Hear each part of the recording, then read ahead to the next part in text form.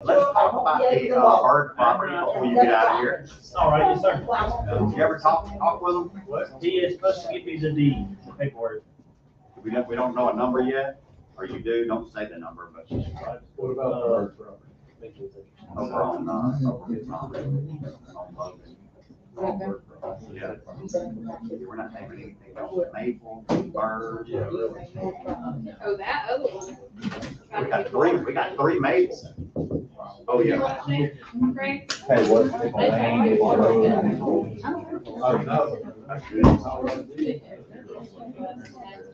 I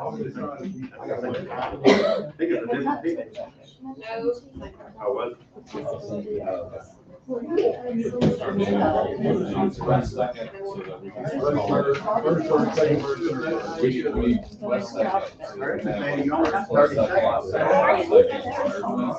We'll wait for you to.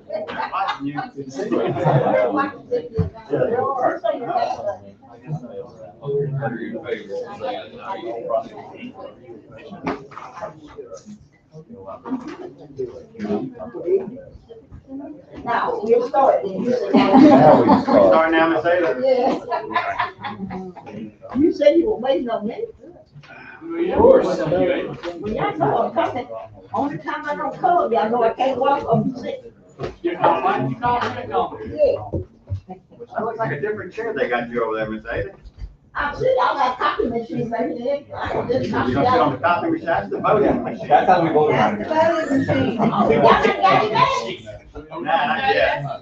That's what, Chris needs some more. Oh, just gonna tie off the vote right Yes, there. ma'am. Wow. Water leaks in the back. Let's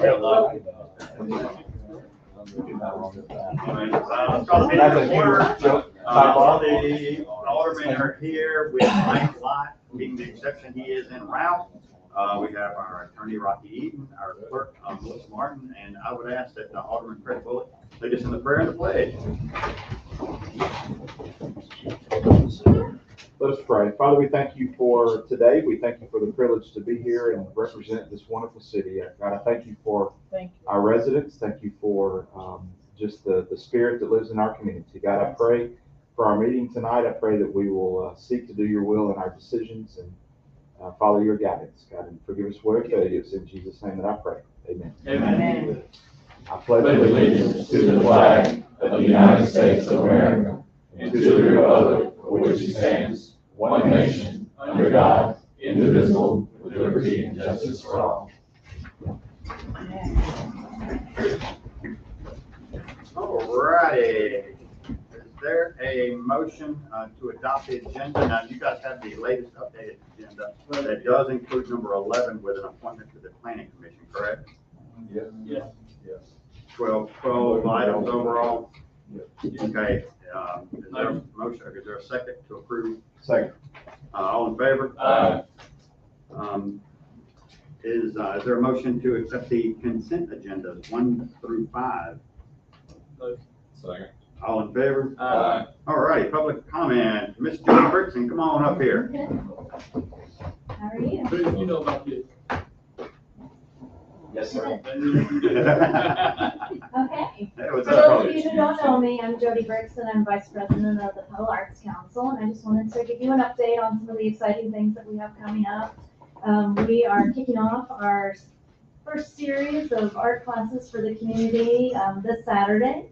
And something that we really wanted to do is to engage the community and partner with local businesses to further the arts in the Puddle community. And so our first class is going to actually be out at Grand Central Outfitters.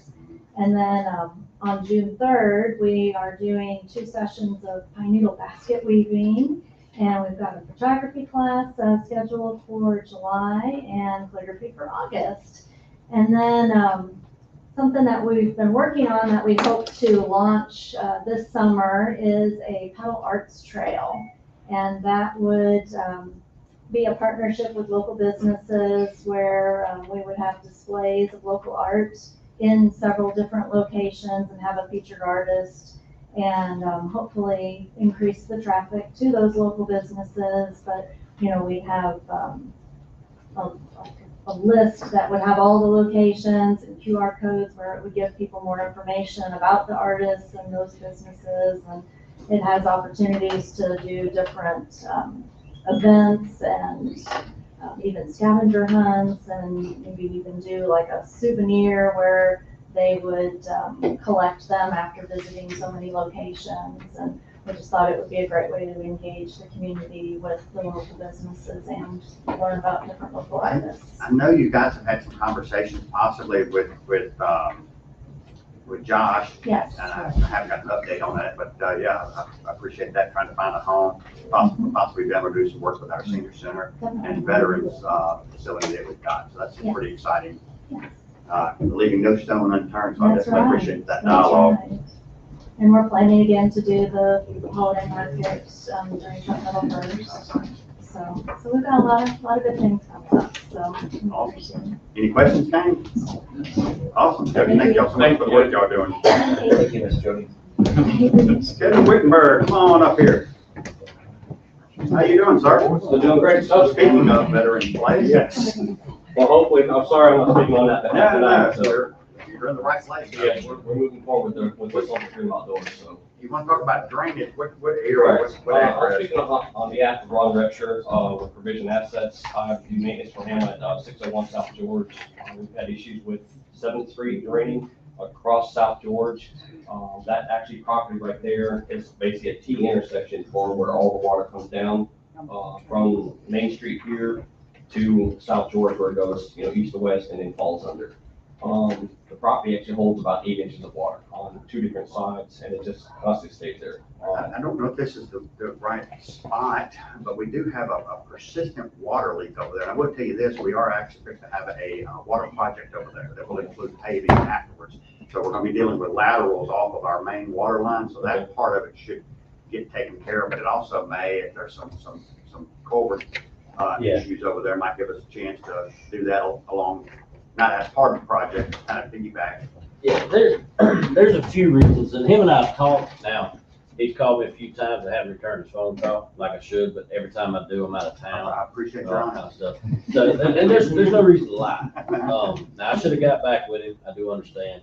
But now, if you go and carry that road on out, there's a gas line up underneath that ditch that's about 3 inches below the dirt level. So the gas company wants to be on site when you dig that ditch out. And it makes it pretty bad. They just don't want you to hit it. Apparently we've hit it in the past before. And it's not like it's a service line or anything, it's one of the main gas lines. Longer terms, but the gas company is actually in our right of way, so I know we can move them. I know probably 12 years ago, we had them move their gas line. It was a similar situation where up under the ditch was where the gas line was, not very much under the ditch. But we got them to move it as well. That's longer term, but if you want to go in and do a real fix, that might be something we'll have to explore. Might be something we bring in John on it. I would say so. Did you say South George instead? Correct.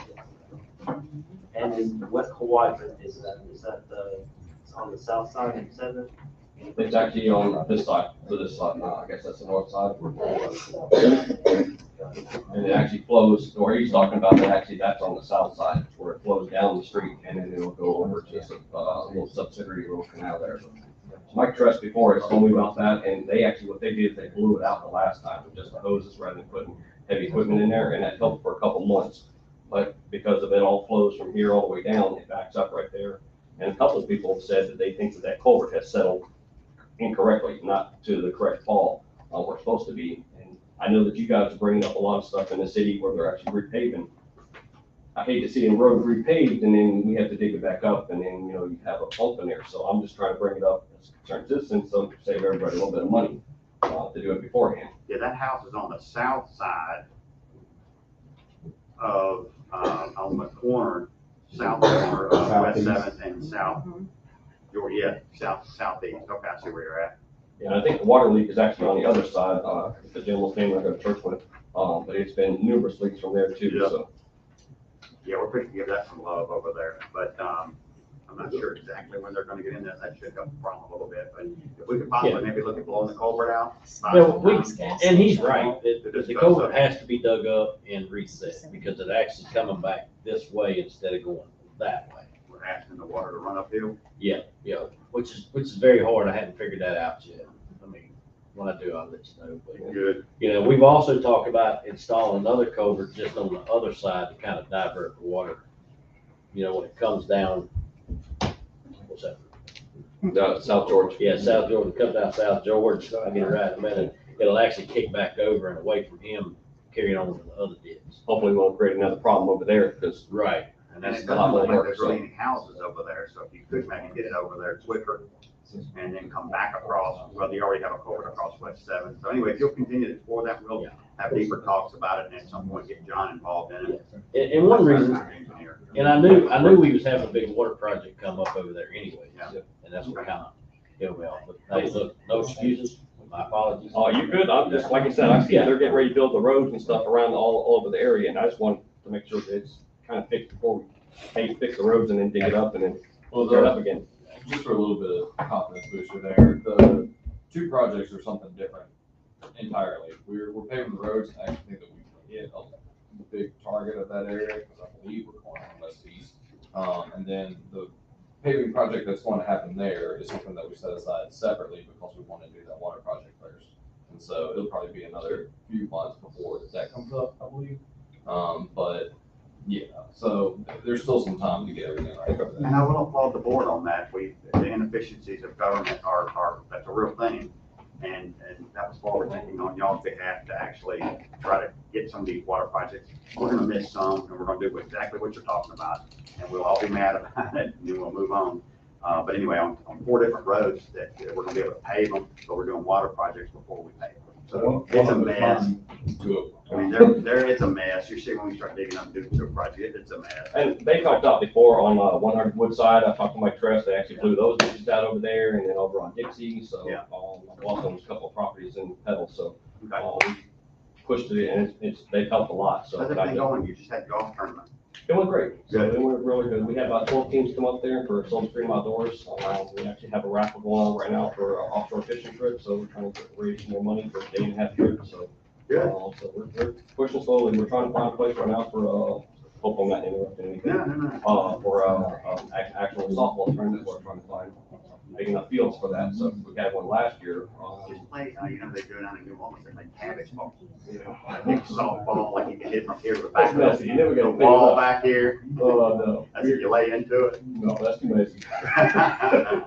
But yeah, it's going great, sir. And actually, pretty soon, we're gonna actually start doing, boy, I didn't come up here tonight, but we're gonna start doing basically a community project where we start giving out free food, just to get community together. I think it's gonna be like the third Thursday of the month, after 5 o'clock, from like 5 to 7, just to let everybody know who Sulphur Stream Outdoors are and, you know, try to push who we are, so try to help other residents. So So, we have money in that house, so that's not. Good deal. Appreciate thank it. you. Appreciate it. Thanks, Jeff. Scott, y'all come on up. Scott is with Lamar Advertising. I've had some conversations with Tammy. Raise your hand. Okay. Yeah. I always complain about sitting here when I used to sit over there, I could see everybody. Now there's a section. So. Yeah, well, thank y'all for having us and letting us have the We've had opportunity to this speak. conversation, obviously, we've got some new folks in here, and basically back in '09, we were, there was an ordinance to get rid of, a process to get rid of the billboards in town. Would have 0 in town when it's all said and done. We basically came in '09 and basically turned that into a moratorium. That's right. So that's what you have today is a moratorium, and obviously nothing along that one little section of the Gandy. That's I right. think the first one is Springfield, or is there one right there at 3 miles? We, you know, Yeah. when we did that, we brought it, we didn't have anything on it again. Yeah, there wasn't even, There were yeah, no billboards, and now they, there was no business. Right. And I can definitely speak to that. And, Anyway, I got some information, so I said, well, the best way to give everybody the same information, obviously we're not asking for a vote on anything tonight, but I just want you to have the same information that I had, so go ahead, I'm sorry. yeah, thanks so much. I've got some materials I'll leave behind, just kind of a presentation that has a lot more, because I'll try to keep it short, even though I think billboards are fascinating. I know that a lot of people do not, so I'll be respectful of your time. But my name's Scott Gregory. I manage the South Mississippi markets for Lamar Advertising. And then Dan Adams handles our real estate projects. And Cammy Carpenter is one of our salespeople in the office. So they're along with us too. The main things I want to accomplish today are just to introduce our business, touch on the ordinance a little bit and speak to that, have a conversation about it. Hopefully over time, see if there's room for us to have a conversation and be a part of that as we look at how our boards can better serve our community here, and as y'all see that grow. So just what kind of brought us to this point, in meeting with the mayor, I've worked for Lamar for 19 years, and I've managed the coast markets for about the last 5 years. And just recently in January, I started managing our Hattiesburg office. So that covers all of this territory as well. I don't even think I was in my first day here. I think I was just visiting the office when Cammy, and she and her husband Kevin live in Petal. She said, all right, you have got to go look at Petal. Great things are happening there. We've got to be a better part of that community. And she said better part, and that stuck out with me because that's really what we're out there to do. Is we don't want to just serve the businesses and their marketing needs, but we want to be a partner with the community and find ways where we can have a mutually beneficial relationship. So we did. That was like agenda item number one, and we looked and saw what we had and what was going on, and it's evident. I don't have to point that out. It's really remarkable, and y'all have so much positive growth going on that I'd love ultimately to talk about ways that we can be a better part of that.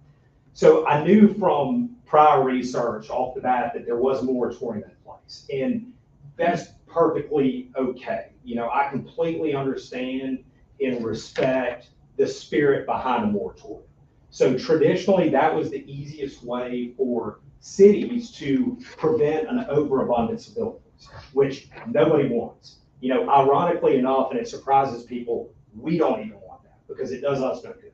So, we want to find those points where we're meeting the demand of advertisers in the communities in which we operate and limit our supply to that and make sure that our products do a good job of accomplishing that. So a moratorium is effective in doing that.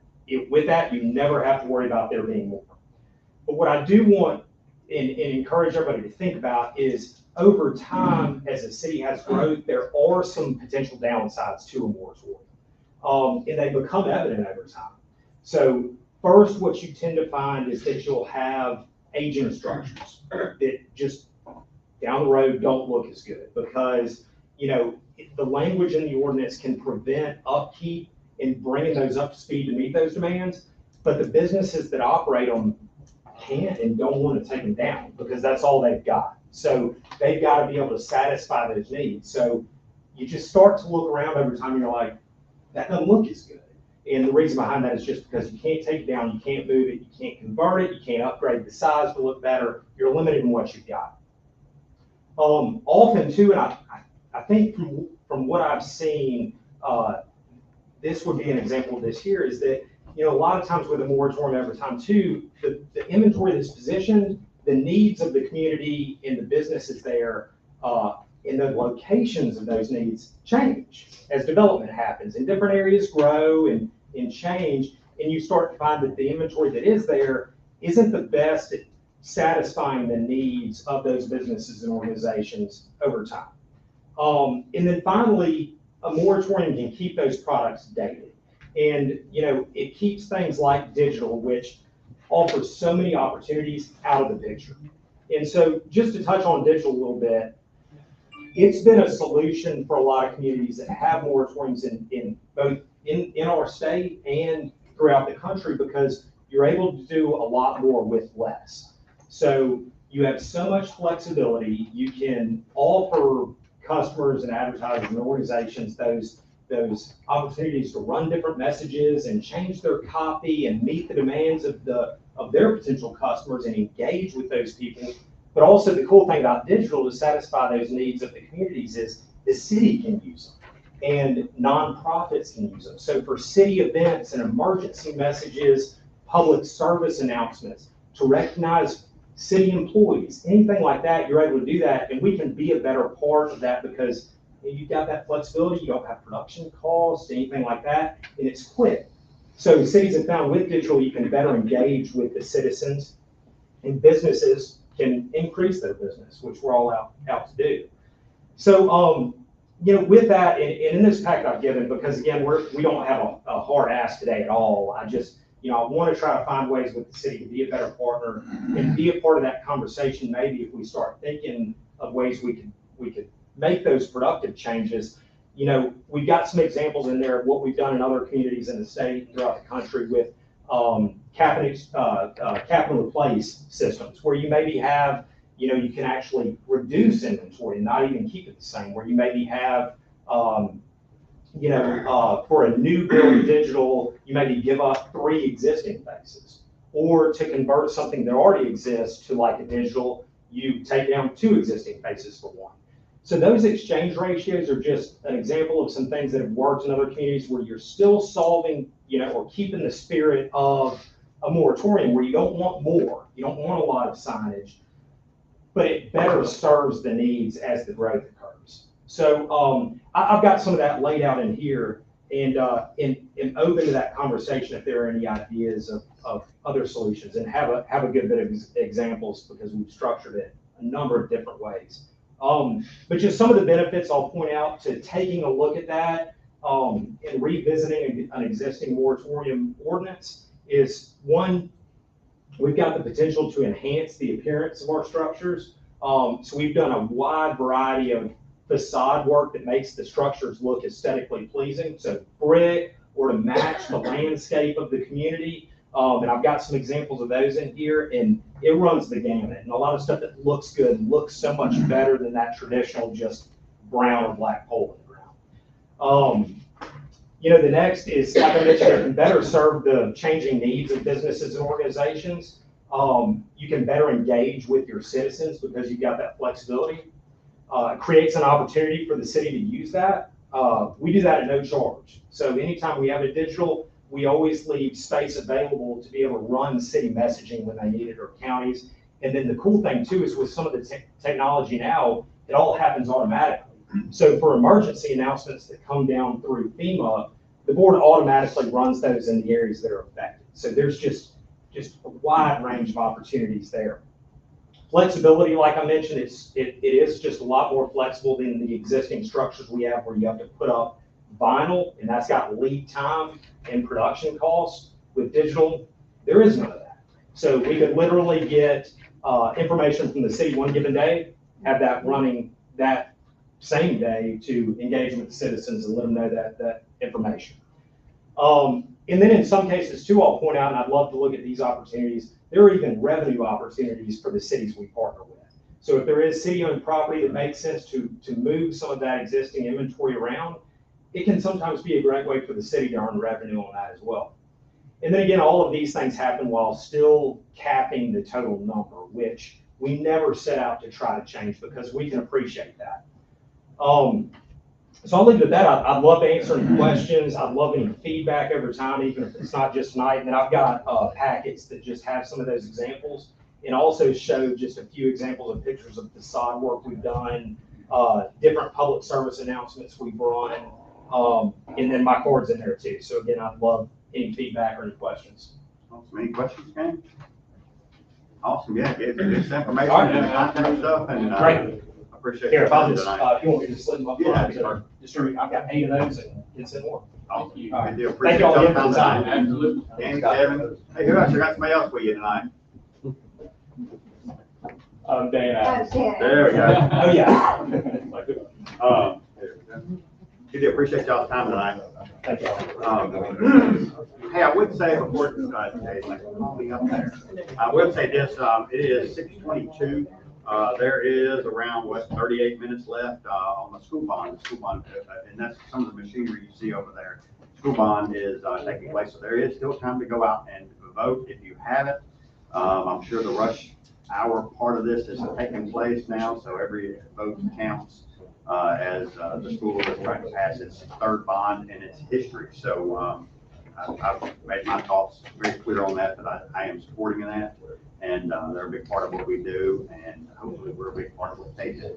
So anyway, it takes all the moving parts to make this thing look as easy as we make it look, right? Or kind of easy. Anyway, Jay, come up with some good news.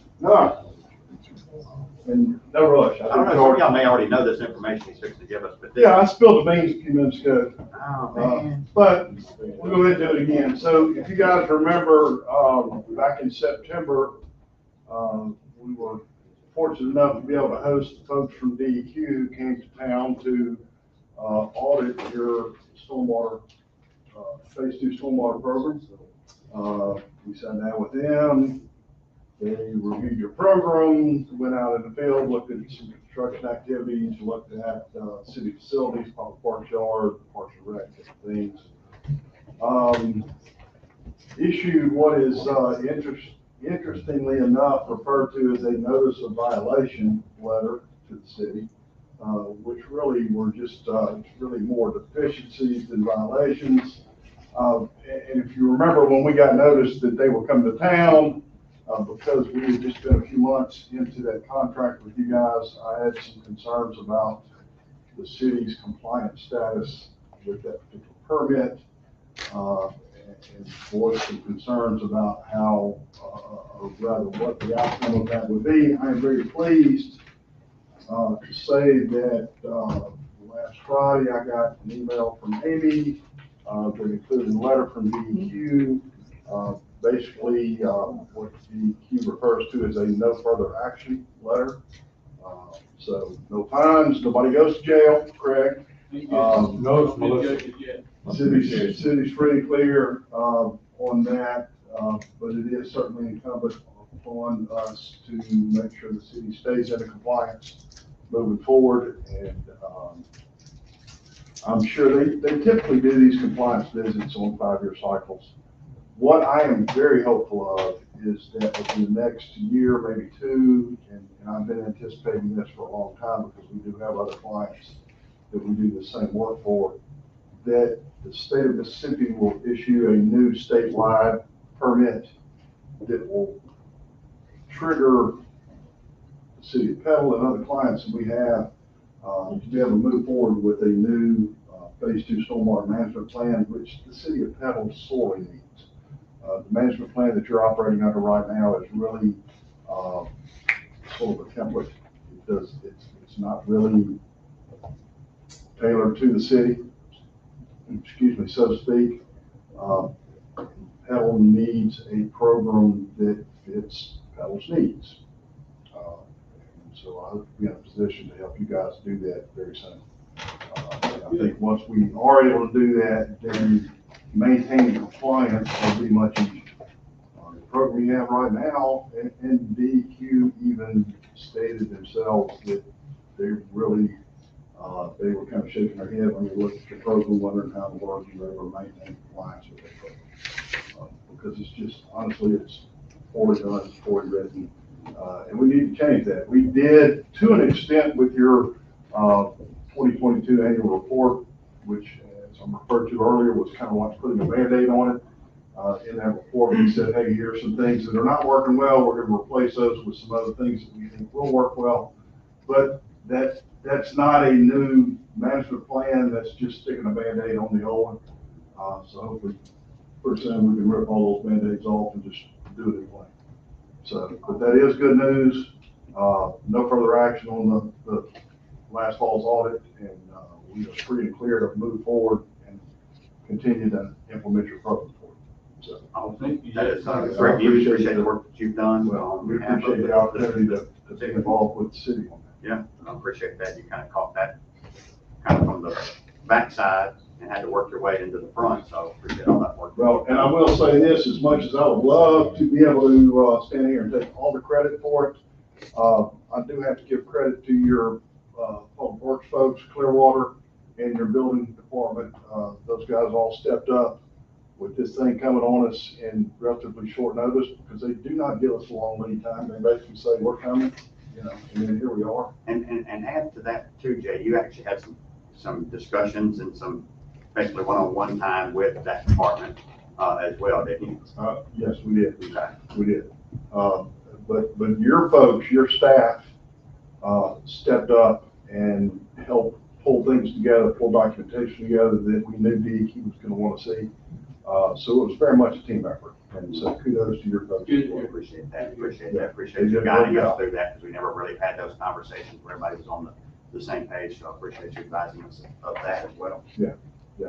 We're at your disposal. Well done. Whatever you need us. Thank you, Thank Jay. you, guys. Good, Jay. Good job. Thank you. Appreciate that. All righty, let's get into the nuts and bolts of this.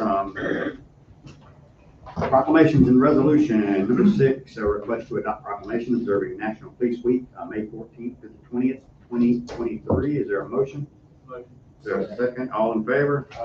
We will actually have an observation over at the Lake Terrace Convention Center. I'll be over there with our PD and others, observing that. I think it'll actually be on tomorrow, Wednesday, sorry. Wednesday. So anyway, so they're, ourselves along with City of Hattiesburg, Barcelona, and Mark counties as well. We have a moment over there where we observe those that have given the ultimate sacrifice. We are very appreciative of our police department and always want to observe that with all our first responders and thank them for the work that they do. But anyway, number 7, request to adopt a resolution amending FY 2022-2023 budget. Is there a motion? Motion. Is there a second? Second. All in favor? And all basically that is cleaning up some budget matters. It seems like it was years ago, but the last budget, when we do it, obviously you put markers out there and stuff like what we're fixing to deal with here in a minute, pops up, so you end up moving around to make the budget work. So anyway, got a motion, got a second, all in favor. So number 8, request to adopt a resolution for procurement procedures. Is there a motion? Motion. Is there a second? Second. All in favor? Aye. And all that is dealing with some of the MCWI money, which is state funds that we're going to match our ARPA funds. Am I saying that quick enough so I can confuse everybody? Federal monies was the ARPA monies. The state said they would also come in and match us dollar for dollar for some infrastructure needs. And this is basically getting some paperwork that they're asking for that we can send off and get some of our money back. We were approved for one project, which was an over $1 million project, so we're trying to get our $522,000 in this case. Very happy that we did get approved, because there were some cities that were larger than ours that did not get approved and everything. So, and we're still waiting to hear back on some of the other things that we get sent in. So anyway, just trying to get our ducks in a row. Anyway, got bids and quotes. Request to accept a bid in the amount of $288,150 for Sherry Lynn Drive culvert replacement per Shaw's Dearman Wake's recommendation. Motion. Is there a second? Second. All in favor? Aye. And this will actually end up costing a little over $300,000 when all the stuff's being paid. That big number is one of the reasons we're just now handling this. This is a section of road that got knocked out and has been closed since last September. And we had hoped to do it last meeting, but we were worried about some of the wording, because this is one of the plans that we had turned in. We hope to get half of that money back from the state when it's all said and done, but we were just trying to make sure we didn't get the wording right. So whoever's going to sign the check will be happy and go ahead and send it to us. But anyway, as you can see, something like that's not budgeted. So that's one of the reasons you try to get proactive and have the monies out there and be a little flexible where you don't get caught. It was okay in this situation because it was an inconvenience for several people. There are sections of roads, if it would have happened, we'd have had to immediately done something with it. Would have made it a lot tighter budgetarily. But anyway, glad to see that moving forward. I was nervous we were going to get into where somebody was going to say, it's been a year. So hopefully we'll get this done before September and we won't have that conversation. But anyway, no old business, general business. Request to renew maintenance agreement with Mountaineer Computer Services for AccuFund Online. Motion. Motion and a second, all in favor? Aye. Number 11, request to appoint Dan Beeson as Ward 6 Planning Commissioner for a term to expire in July of 2025. Is there a motion? Motion. Is there a second? Oh, shoot, he's here, so we got a motion. Oh, is he here? Yeah. Okay. Dan, stand up. Say hello to everybody. Hey, Dan. Good deal, Dan. Appreciate you serving that. Our planning commission does wonderful work for us, and they don't get a ton of money, and it is a true service to our community, the work that they do. So appreciate that. We didn't vote that. Oh, okay. Got a motion, got a second, all in favor? Aye. Want to make the, you want to get home, right? I'll see y'all. Seminars and travel, number 12, request for city officials to attend 2023 MML Annual Convention in Biloxi, Mississippi. That is the back end of June for a total cost of $1,817.68 each plus mileage. And you see the list of folks that will be going. Their It motion. won't actually be that much for everybody. Yeah, I was just fixing to say That's the that. maximum, that like, some people. So that number say. will come in less because some people are Yeah, not staying, that's just- some people only staying a couple days and whatnot. Steve had the motion, is there a second? Oh, motion second, all in favor? I will say that's a very valuable, trip, especially with, me being in a new position and 4 other aldermen, also being a new one, but even the old folks. Yeah, oh yeah, I should have said that. Graduated Where's your already. other one at? Steve has graduated from everything that you can graduate I from. think he's starting over. They do not give you a GPA, so we don't know what that was, so we don't really know what he's doing. But one of the more important classes, even if you've taken all the classes, is they do an updated law course that the Attorney General's office does. And you get to learn all the stuff, and it's kind of ironic that most state laws take place July 1. You're getting them fresh right before they hit, and those are always very valuable. And I'll be honest with you, just sitting around talking to other cities, we're not unique to the problems. Our problems are what other cities have. You can just see, hey, how they handle some of those things.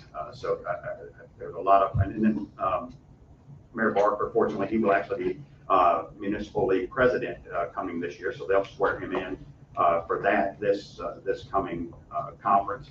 And I was fortunate enough for him to appoint me to the board, so we actually have some meetings down there, meeting with other board members and with other Pine Belt mayors. We have a meeting down there for that. So it's always, I've always said, it's always, you get out of it what you put into it, and I've always appreciated we're gonna go get something out of it and make the money, stretch the money and get something for our dollars that we spend, understanding these are tax dollars as well.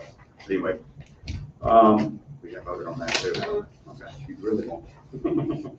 All right, that's really all I've got. Obviously, we've got the school board stuff coming in. They will actually come up here and count all the numbers.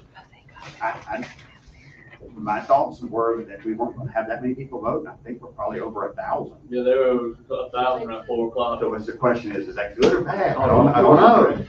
You know, everybody's undefeated until game day, so we'll know what's going on. But I know we have a need for an executive session. Talk about potential real estate loans. Okay, is there a motion to see the need for an executive session? Is there a second? Second. All in favor? Aye. All righty, folks. Oh, hey, let me get you a quick shot. Thank y'all so much. All right. Oh, no. Hey, you did all the talking.